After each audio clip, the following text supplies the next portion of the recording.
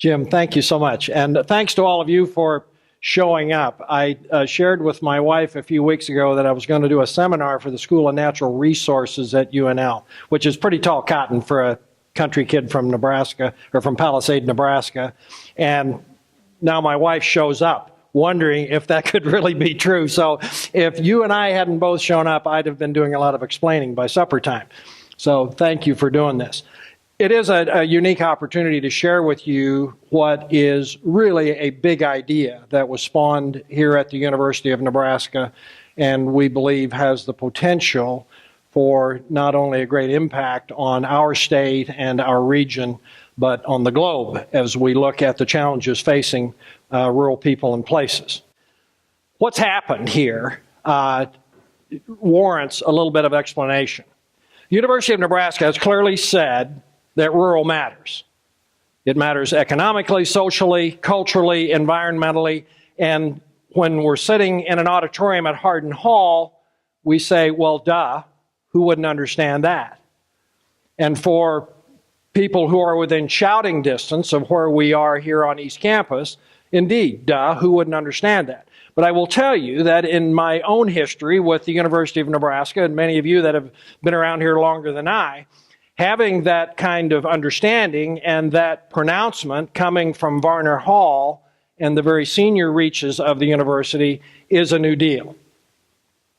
It is a recognition by the most senior levels of administration at this university that what goes on in our rural communities in Nebraska, regionally, nationally, and even globally, which is really where this first boiled up, really does matter. And perhaps it is appropriate that the University of Nebraska play a role in influencing those communities. When we look at Nebraska, 530 incorporated towns and villages in our state, 94% of them have fewer than 5,000 residents, which is the line at which we drop into rural communities. Obviously, we have a lot of communities in Nebraska below 500.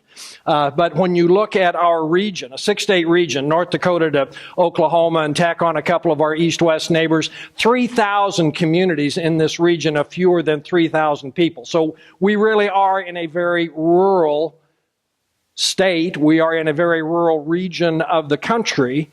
But it isn't that rural translates into a dearth of economic activity, of cultural backwaters. Simply not true.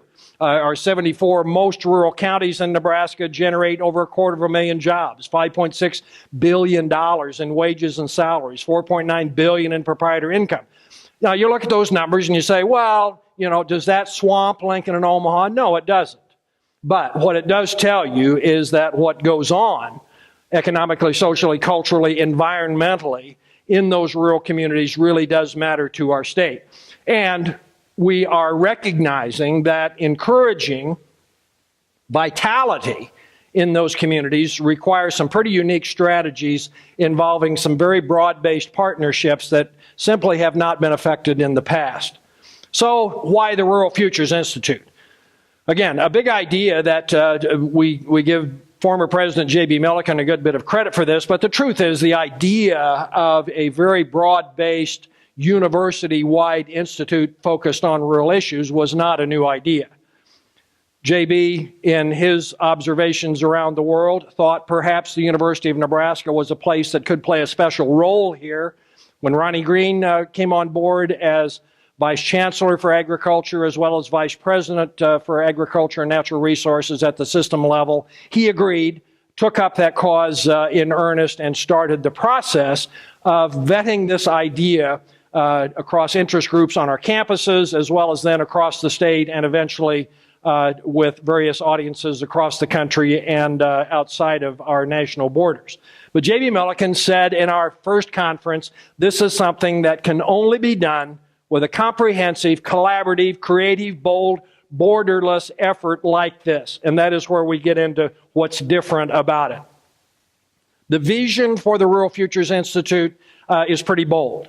It says we will be an internationally recognized leader for increasing, in a two-ended equation, increasing both the capacity of rural people and communities and their confidence to address their challenges and opportunities that stand between them and that better future that they might prefer. So we're essentially declaring that we, in the end, want to be the best in the world at what we do. And I like that. But if we are going to do that, it is going to require, indeed, a commitment of talent, a commitment of resources across not only our 5 campuses of the university, including the Nebraska College of Technical Agriculture out at Curtis, but also the many collaborative partners that we have started to establish in this effort, and I'll talk more about those in just a little bit. The objective, and that's a lot of words, but let me tell you that the underlying philosophy of the Rural Futures Institute is contained in that statement. And that is that we are trying to support and build local leaders who envision these communities that are vibrant economically, socially, culturally. We aren't saying that we are in the business of trying to save every rural community in Nebraska, the Great Plains, U.S., or the world. We are not in that business. What we are in the business of doing is identifying and then working with the willing leaders in communities who indeed have a vision for their communities, communities that can become a legitimate best choice for young families, young professionals, young adults who are seeking the best place, not just an okay place, not a place to which they default, but a community that can be a best choice for launching careers, building families, investing themselves as citizens in a community where they can make a difference. As we survey young adults, including young people who are getting ready to graduate from this university and others, as well as looking at young professionals who have already launched their careers in more urban settings, New York, LA, Hong Kong, Chicago, wherever, gotten off to a great start, now have a couple of children and are saying, oh my gosh, I'm not sure this is what Grandma had in mind for a place where I would raise my children. So they are actively seeking smaller communities where indeed they have a legitimate opportunity to make a living, where they will not disadvantage their children educationally from a healthcare perspective with access to the humanities, but where they can invest themselves in things like the school board, the Chamber of Commerce, the city council, the church, whatever, in a community where, as they tell us every time, they can make a difference. So that's what we're looking for. It's been interesting to me. I'm just starting my 13th month here as the executive director of the Rural Futures Institute. I'll be honest, when I returned from Oklahoma, I was excited about this mission. I wasn't sure how many other people might be. It's been very gratifying these first 12 months to have the kind of response we've had from organizations of various kinds, communities, from service clubs to chambers of commerce to organizations focused on rural issues who want to know about what we're doing with the Rural Futures Institute. There is a recognition that it's not just new paint on the same old wagon of rural community development. We've had 64 presentations this last year to various organizations, but the important part of that, from my perspective and that of our team at the Rural Futures Institute, is that they've allowed us to listen. We did not begin this institute with the notion that we would start at 30,000 feet with what we perceive to be the situation in rural communities, and then develop programs that we might rain down upon them, hoping something good comes up. We began with the idea that we need to talk to people in communities and ask them what's going on. What are the issues they're wrestling with? And we had some rather interesting results. What I'm going to share with you very quickly is a list of issues that came not from our collective imagination, but from people in rural communities in the last 12 months who have said to me, here is the barrier we're trying to overcome in order to reach toward our preferred future. Here are the opportunities we think we could capture if we had the right tools.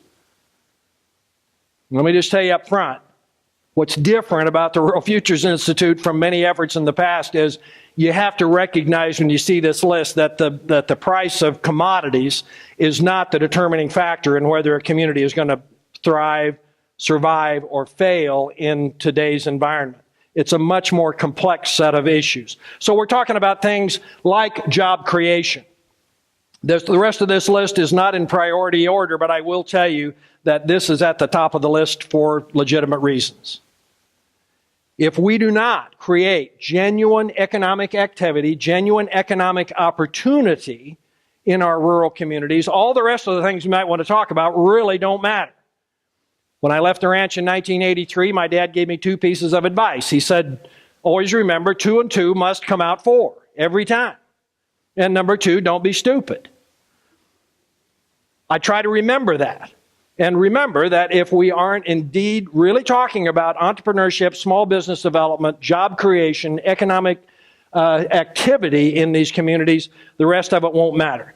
Leadership, critical issue. A number of folks in this room have studied this issue for much of their careers and know how critical it is, and we'll talk more about it. Youth engagement, a really big issue that has come up in spades in the rural forums that we conducted across Nebraska this fall. Education, healthcare, natural resource conservation, workforce availability, transportation, telecommunication, huge. Immigration, oh my gosh, don't touch that one. Well, we have to. It is part of the changing environment of rural communities in Nebraska and across the country, and an enormous opportunity. Housing, quality and availability, community infrastructure, law enforcement, one, Randy, I never thought we'd be talking about, but we are. There are issues in rural counties and rural communities that are different from those in an urban setting. Quality of life issues, child care, early childhood development in rural communities. Again, an issue our ancestors didn't wrestle with much. 2-income families today, which are very common in rural communities, are having to wrestle with that. So, one of the things that we did to kick off our activities with the Rural Futures Institute and get us on the ground and working with real issues in communities, solving real-world problems, is launch this grants program. We're just beginning year 3. We're starting to review our grant applications right now. It falls in 2 categories: research and engagement, which are typically 3-year grants, $100,000 cap. The earlier grants were $150,000. In order to spread our resources a bit, we've taken that back to $100,000. But they are seed grants. There's an understanding among grant applicants that indeed we expect you to bring other resources to the table.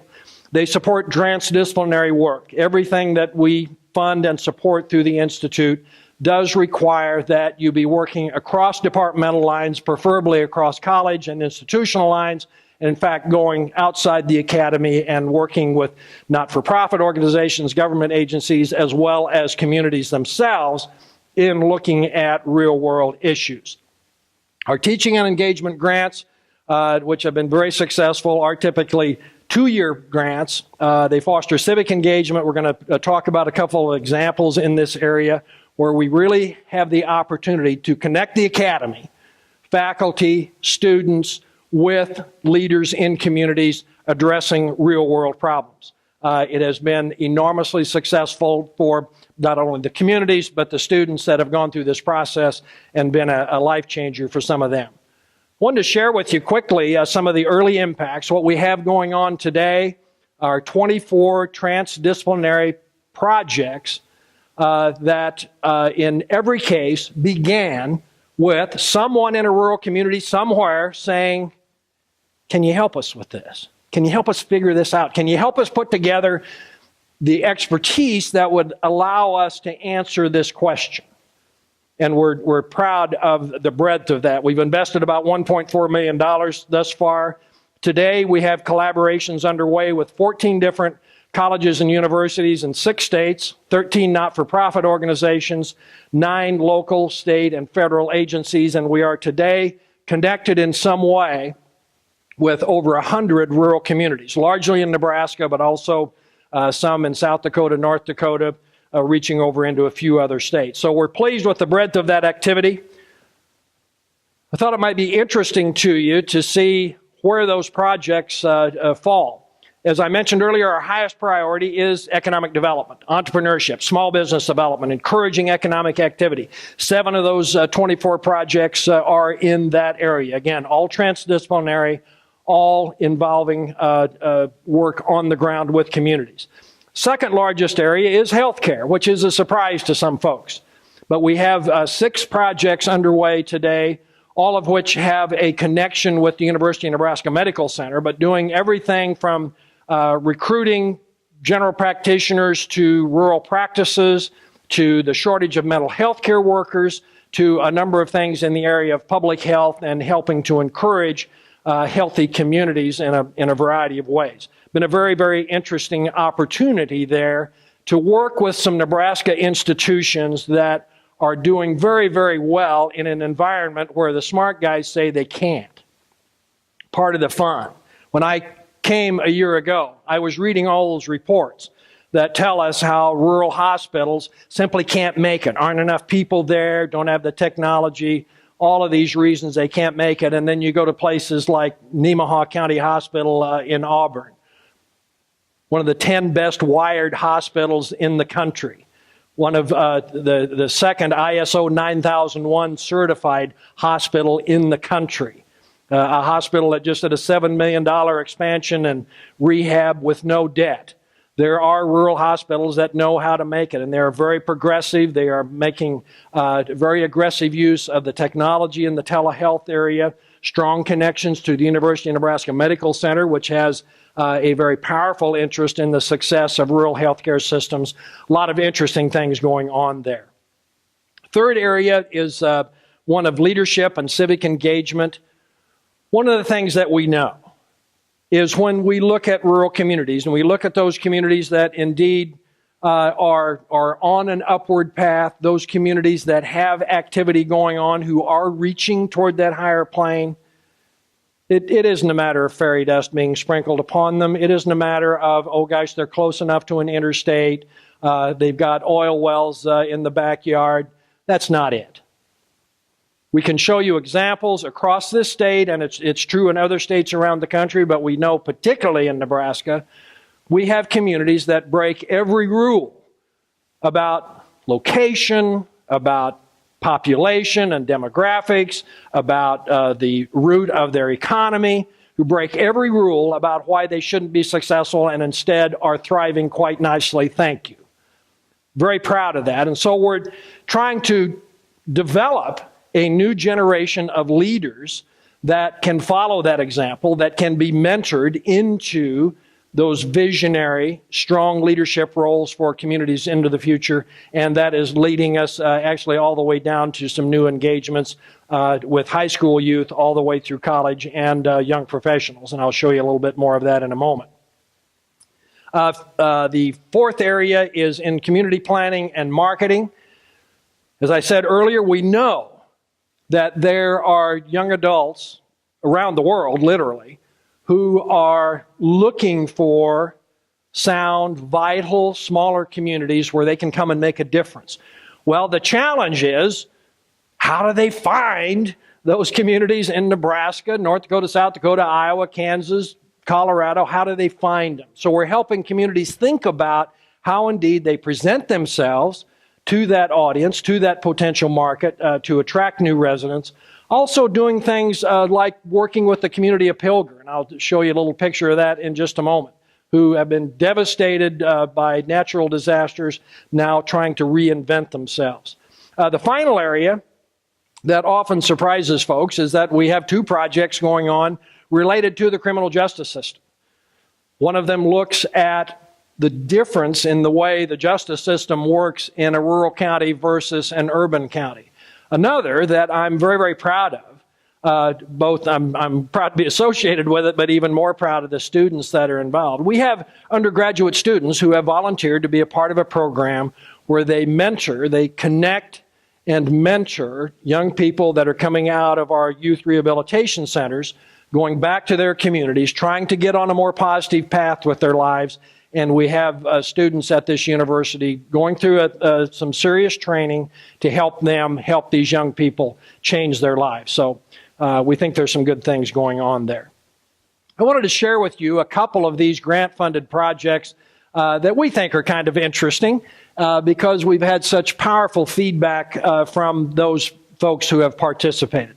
First is what we call rural community serviceship. This was an idea that had rolled around both within the academy and with some folks in not-for-profit organizations for a while, thinking about how is it we can connect undergraduate students at the University of Nebraska with some training, with a rural community where they could go out and do an internship that is not like a traditional internship. That is, not sending them out to shadow someone in a leadership role, not sending them out to run the copier or make coffee and do those things that interns often do, but actually go and solve a real-world problem.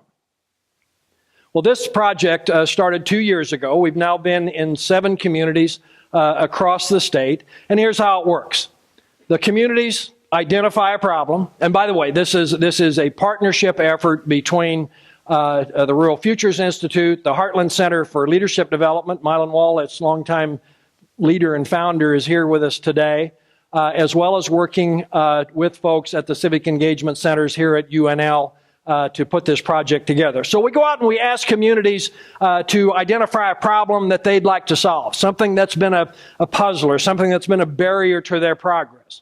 We then recruit students, many of them coming through the Engler Agribusiness Entrepreneurship Program, through the Nebraska Human Resources Institute. Dr. Tom Field and Dr. Lindsay Hastings both have been very much involved in this project in recruiting students to come and participate. They take a 3-credit summer course.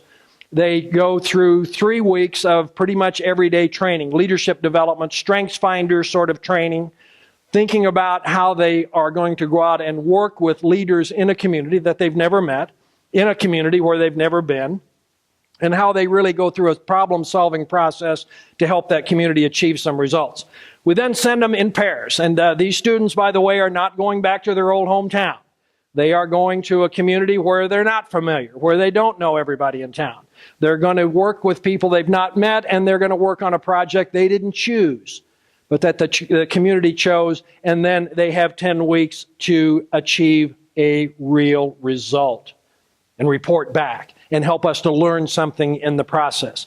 The community and the RFI combine to pay the stipend. Community provides some housing, and by the way, mentors in the community with which these students can relate through the course of the summer, reporting on an almost daily basis about what they're doing, why they're there, what's going on.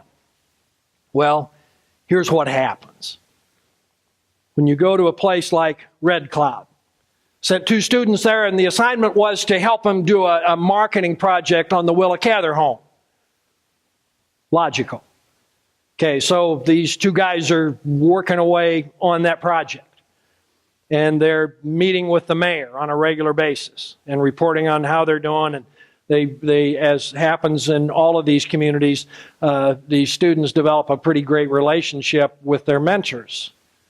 Well, one day, as they're having a cup of coffee and talking about their progress with the Cather home, the mayor says, you know, that's just great, but the real problem we have in this town are those 2 dilapidated properties right up there at the head of Main Street. What a horrible welcome mat for our community.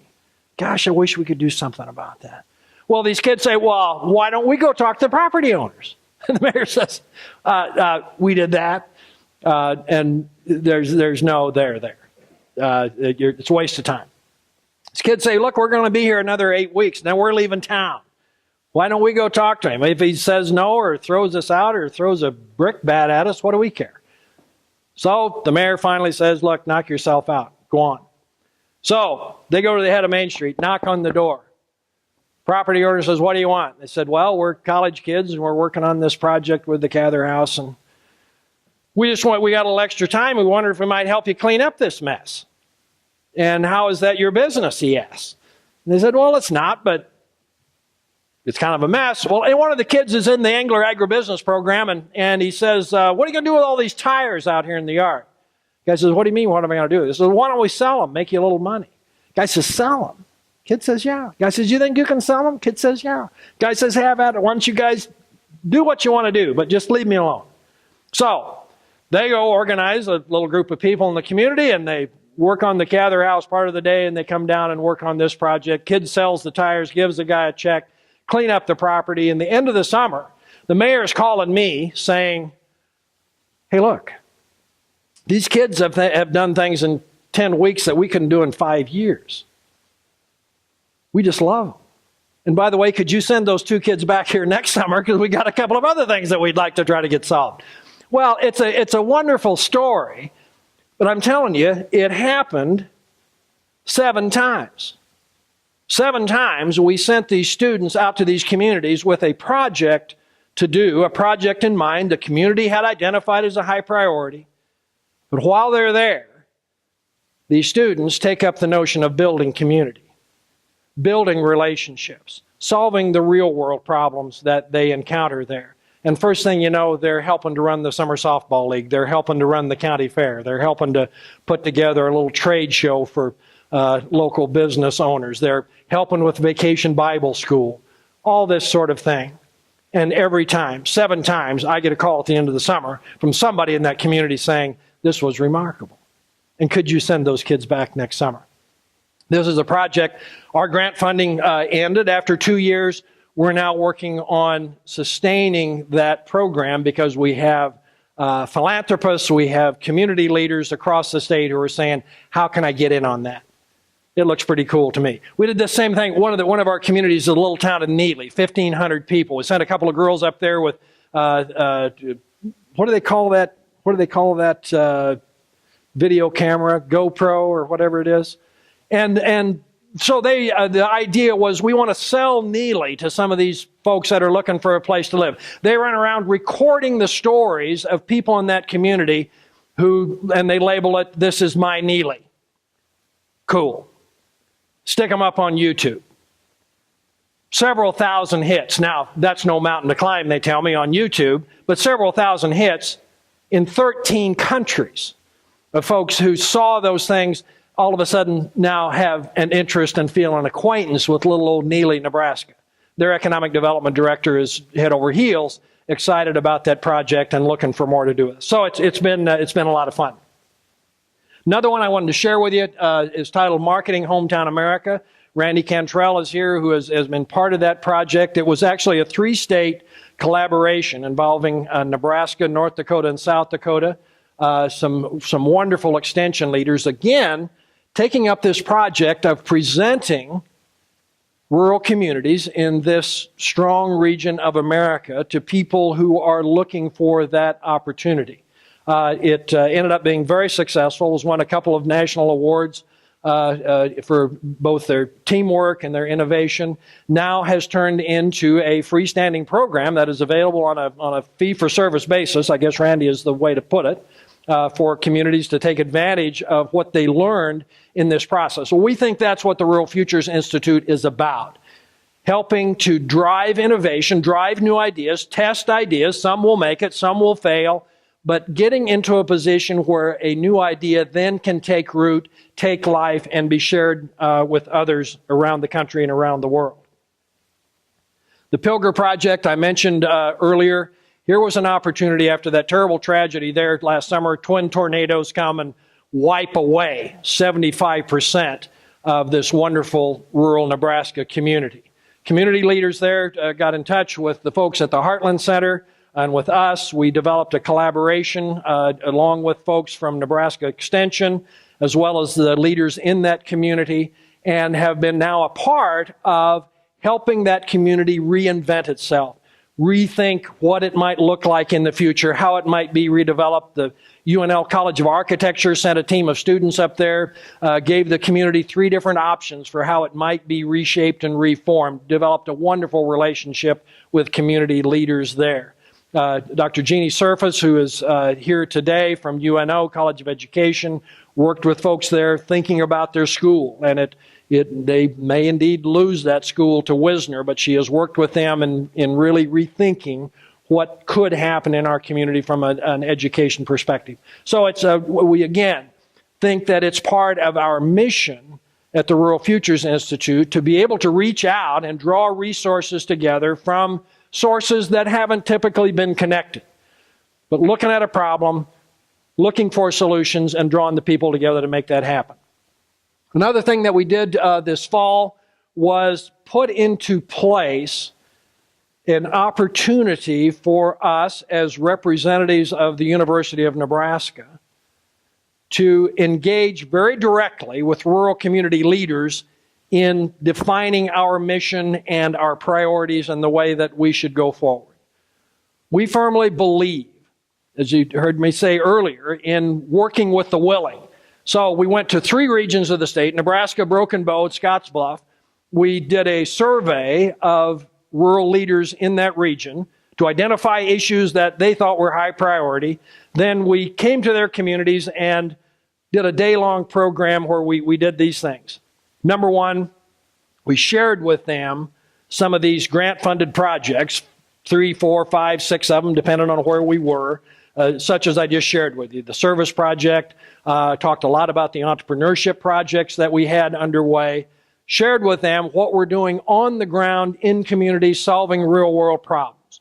We thought it was important to look rural leaders in the eye and say, we're not dreaming about you. We are thinking about the issues that you're wrestling with.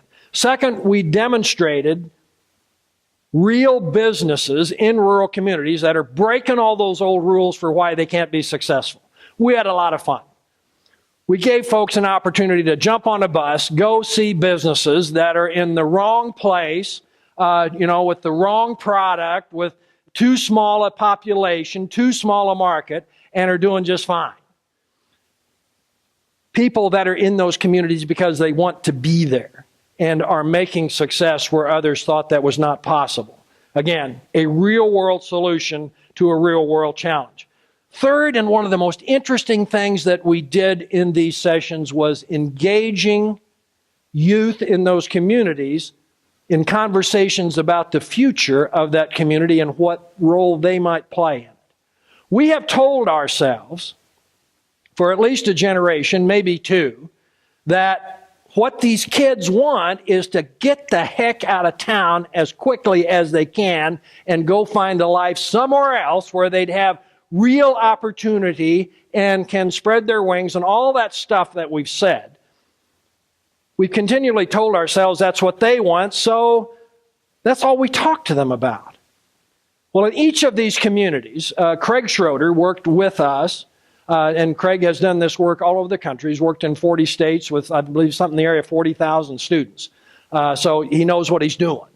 He'd go into these communities. Nebraska City, a classic example. We had both Nebraska City and Lourdes Catholic high schools came together with a group of students. And Craig did this exercise off-site where he asked them 3 questions.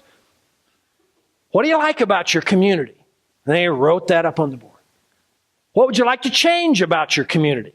Wrote that on the board. Then he said, 20 years from now, what would you like your community to look like? What should be there? What would make it attractive to you? And he had a set of building blocks and other construction materials laid out on the table, and in groups of 3 or 4, they did a little 3D model of what they thought the ideal community would look like. Brought it back to the larger group, made presentations then to the groups of senior rural community leaders that we had gathered for the Regional Rural Forum. It was amazing. Every adult chin was on every adult chest in every one of those presentations. Remember the city council in Nebraska City said, we had no idea these kids were thinking about. Those are the things that we're wrestling with at the city council. We didn't know they cared about these things. By the time we'd get to the end of the program, we would ask, how many of you, if you had a reasonable opportunity professionally to come back to your community, how many of you would come? Raise your hands. Well over 90% say that's what we want to do. Well, it was, as we did surveys following the forums, I will tell you that the green bar went farthest to the right when we came to the question of the youth engagement portion. People loved it. They saw things that surprised them so much. And here's a little bit of feedback for you gray hairs in the room. Broken Bow, Nebraska. We had actually the largest group of students there from a couple of high schools in the region, including Arcadia and Broken Bow. Did this presentation. One young woman in the group was extremely articulate, not only in expressing her vision for her community, but also helping others in the group express themselves and drawing them out. It was a remarkable experience. Well, anyway, mid-afternoon, the kids have to get back on the bus and go back to school for end-of-day activities as we continue with our idea exchange. Well, this young woman, as she's leaving the place, my friend Craig Schroeder is out there shaking hands. Thank you for being here. Appreciate your participation. This young woman comes up to Craig and says, "Can I have one of those lanyards that you've got your name tag on? It says Rural Futures down the side of it." He says, "Sure." Pulls it off, unsnaps it, hands it to her. She takes it in her hand and says, "I just wanted to have something that would help me remember this day, because it was the first time I ever had a group of adults listen to what I had to say." Now, pretty good investment of time that day and resources on behalf of the Rural Futures Institute to bring those kids out. It's the kind of experience we had in each of these locations, and it is leading us to now think about how we target that youth cohort that we know is interested in their community. We know they want to be part of building a stronger future, and we're going to try to give them the opportunity to do that. The final thing we did in the day was engage those rural leaders in an opportunity to talk to us about how do we help grow the economy in your community? How do we help energize leadership? How do we help create greater community vitality in your town or in your region? Give us some wonderful feedback, but it created an opportunity for them to tell us what we might be doing as an institution, as a group of institutions, as a group of collaborative organizations to help them achieve their preferred futures. Another project that we have underway is what we call Connecting Young Nebraskans. This is an organization that had rolled around for a little bit before we established the Rural Futures Institute. I made the decision last March that it's something we really wanted to be engaged in and to support. Largely unknown, but here is a group of nearly 400 young professionals, ages 21 to 40, outside Lincoln and Omaha.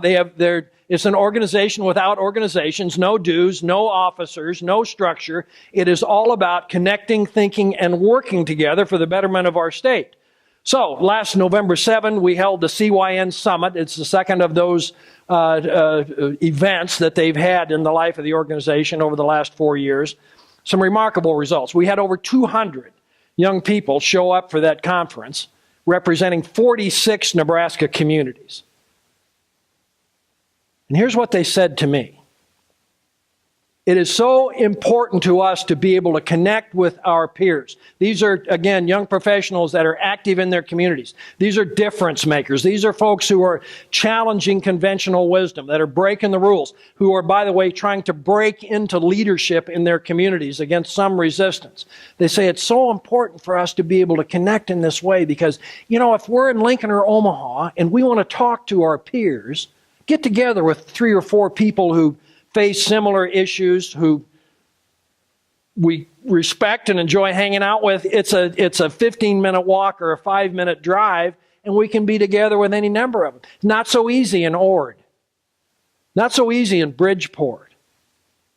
It's so important for us to be able to connect with our peers. And when we do, and we bring together 200 of them in Kearney, we survey them at the end of this a day and a half of activity. 86% say, I'm ready to go home and make this difference in my community. Over 80% say, I'm leaving with a contact, 1 or more contacts that I didn't have when I came here that are important to me in my professional development. We think this is an important investment in the future of Nebraska, in the future of the country, in the future of our world. There is a critical mass for folks that want to tell you that we just can't attract young people back to rural communities. We just can't get young adults to come get engaged. I'm sorry, that's baloney. There is a critical mass of these young difference makers across this state who are doing things, want to do more, and are crying for attention, and we're going to try to give it to them. Fun theme for that conference, you, me, Nebraska, encourage a self-reflection, realizing what it takes to dig deep and find the true meaning of existence. Sounds like a Zen Buddhist, some sort of gathering. But anyway, these are pretty cool young people. Then thinking about our neighbors and their needs, and finally thinking about the collective whole, Nebraska, and those who call it home. We think there's some good to be done there. And by the way, we are targeting that audience in particular to be a part of our next National Rural Futures Conference, which I hope you'll mark down on your calendar for October 21 to 23 this fall. We are going to have heavy emphasis on young professionals, on our youth cohort, and by the way, real-world success stories that can help build this notion that rural communities indeed can be that best choice for young adults that are looking for a place to make a difference. I want to share with you rather quickly what we're doing structurally with our people. We realize that in order to wrestle with that whole range of issues I shared with you earlier in this presentation, we have to deal with a number of different audiences, educators, rural community leaders, business leaders, etc. That takes a diverse team to do effectively. So this Starpoint organization structure is actually one that I developed a number of years ago with Don Clifton when he was chairman of Gallup. We used it to create the National Cattlemen's Beef Association back in those days. But the whole idea here is we have a pretty small administrative staff in the center that run the grants program, run these rural forums, run CYN, do all the things that we need to do in the center. And then we are surrounding ourselves with a group of what we call Starpoint leaders in key areas of expertise. Jeannie Surface has just joined us January 1 as our Starpoint leader in education. Jeannie not only works at the senior levels of the academy here in the university, she's also been a superintendent at places like Wakefield, Nebraska, and Meeteetse, Wyoming. For you cow guys, you know where that is. But we're delighted with Jeannie coming on board. We are going to be looking shortly at making appointments in the public policy and research areas. With additional funding, we will then be filling in these other three Starpoint leaders that will help us. These are typically part-time faculty, maybe non-faculty. They may come from the private sector. Folks who are willing to put 50-60% of their time toward the work of the Institute to help us design collectively our agenda and our work in these key areas and addressing that broad range of issues. Right now, we are just finishing a search for a new associate director. We have some finalists named. We're going to be moving in that direction fairly quickly. Now, I want to just take 2 or 3 slides to tell you really where we're headed, because you go back to that vision of being internationally recognized as a leader in this field. We've got some holes that we have to fill. If you've read the paper lately, you know that the Rural Futures Institute is part of the $20 million initiative that's being placed before the legislature to help drive the university's capacity to influence economic development across the field. We're a very small part of that 20 million, let me tell you. But we do have some holes we're trying to fill. We need to put people in those 3 Starpoint leader positions. We need to add to our professional staff to continue to run our grants program, as well as some administrative support just to manage the logistics of all the things we have going on. We have identified, and some of you have been in on the conversations over the last several months, we've identified some pretty key gaps in expertise that we believe, from the Rural Futures Institute's perspective, are critical to our ability to do what we need to do in research, education, in the academy, as well as things that we're doing on the ground with communities. So we've identified these holes that we would like to fill with adequate funding.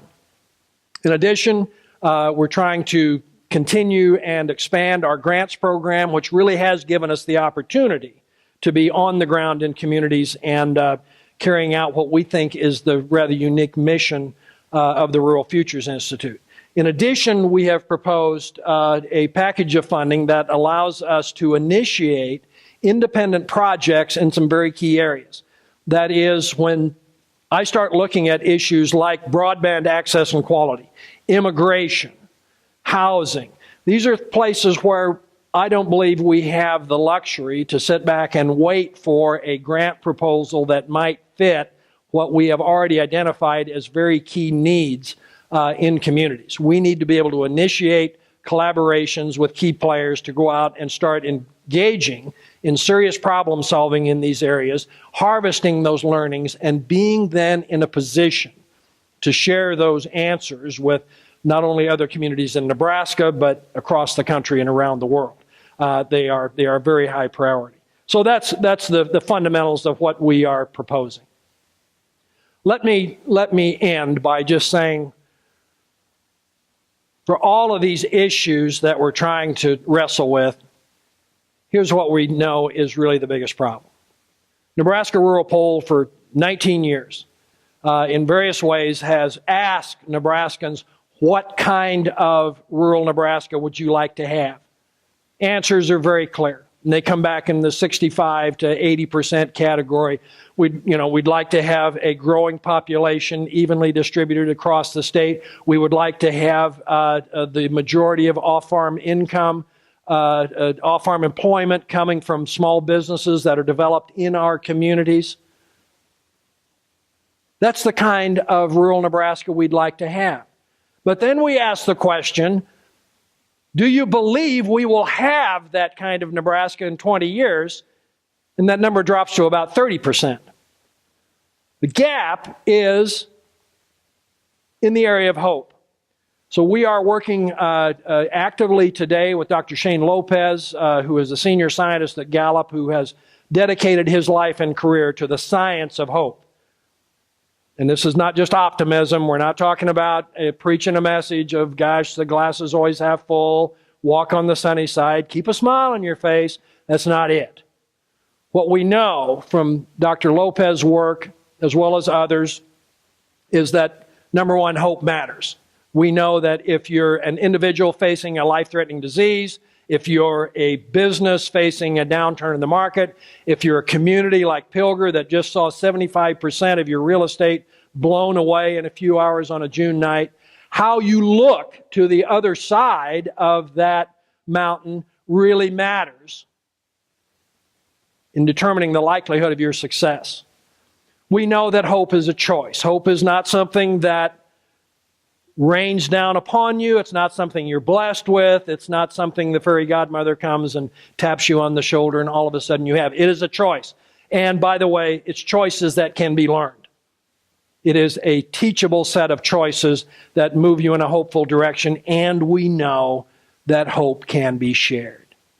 We know that when we go to a community like Broken Bow, when we look at what's happened there over about a 12-year period of time, there was a community that was absolutely devastated during the farm crisis. Many of you know that. It wasn't, gold didn't start flowing down the river in Custer County. They didn't strike a bunch of oil wells. What happened is that a group of 3 or 4 young business owners, and they're quick to say we were not leaders, we were just business people, who sat down and said, we're not okay with what's going on in our community. We think it can be better. So how about if we at least start talking differently about our community? How about when somebody comes to visit, we don't start every conversation with, oh my gosh, look at all the buildings that are boarded up. Look at all the people we've lost.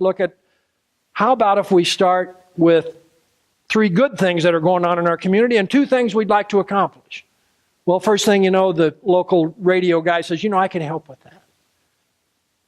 Local newspaper editor says, I could help with that. One thing led to another, to another, to another. Hope can be shared. Hope can be contagious. And hope can end up with a community like Broken Bow today, who's one of the most thriving rural communities in the country.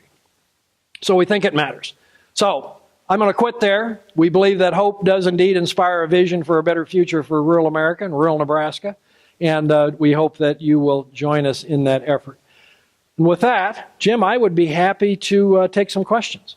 It's a good question. The question is, for our audience join us electronically, is Rural Futures Institute gets a lot of inquiries from communities about projects that they might like to do, and how do we decide who we're going to work with, correct? There are 2 answers to that. One is, if we talk about the Rural Service Ship project with these students we're sending out, we have a team of folks who try to look at those projects, and Milo, I think it's fair to say, try to find projects that are meaningful, are achievable, and by the way, are in communities where we know the leadership is likely to have a good influence on these students. I mean, there's a values judgment. Beyond that, I'll be very honest. You saw that Starpoint structure, and you saw in the center of it the administrative group, which is 4 full-time people, and then we steal some time from some other folks. We have essentially no bureaucracy with which to have a sophisticated process for evaluation. So quite honestly, if what has happened to this point, and this will probably have to change over time. So just understand it's a startup enterprise. When we get an inquiry and it sounds like an interesting issue, an interesting project, and we can believe that we can connect with some expertise that we know of within the academy that could help, or folks like the Heartland Center, the Center for Rural Entrepreneurship, Center for Rural Affairs, other not-for-profit organizations. We spend a lot of time in this whole building of this expertise network.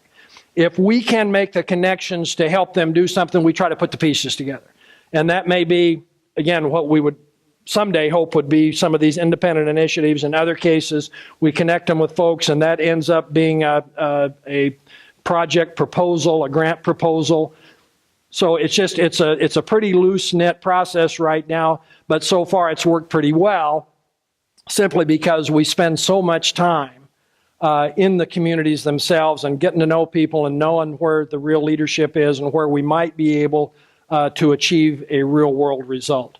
So it's not highly structured, but so far so good. Yeah. Yes, ma'am. Right. The question is how the Rural Futures Institute, we say at the outset that being environmentally vital is important. How are we addressing that, and how does it go into our long-term strategy? It's a good question, and you're correct. We do recognize that clean water, air, terrain, all those issues, and by the way, from the standpoint of ecotourism, as well as productivity and just a sound environment for us to live in, and recreation opportunities, all those things are important. I was part of the drought conference last year, and I've tried to address some of those issues just in my remarks in the sense of where we're going with the Institute. But the truth is, we're looking for some of those opportunities. And we have a project that we're kicking off actually right now, working with a faculty member at UNO who works with students, connected to another group of students in Illinois who are going to be measuring traces of chemicals in runoff and doing some projects like that, where we can take, and this is what we love to do, is find an issue related to natural resources where we can create a learning opportunity, a teaching opportunity, and again, help with two ends of the equation in the process. This is an area that Jeannie Surface gets very excited about, is finding opportunities to use natural resources in a learning environment.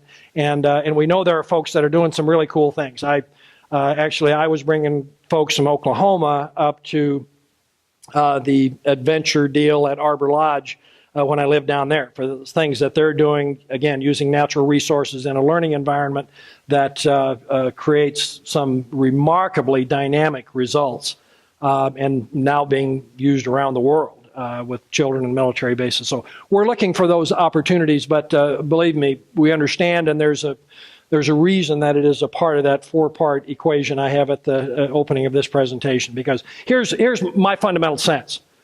Everybody wants to be green today. Wherever you go, everybody wants to be green. Well, as a planet, we're not going to be successful in that if we don't have strong rural communities with people living with those resources that we're also concerned about, who understand them and who get up in the morning with a very basic understanding of the science around those resources because they live there and, by the way, have had families there for a couple of generations. We think there's a fundamental understanding of those issues out there that we don't dare lose. So it's that, to me, is how it all becomes part and parcel.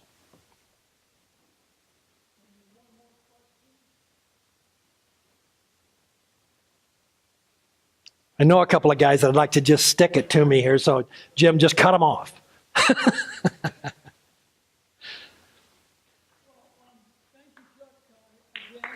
Thank you very much.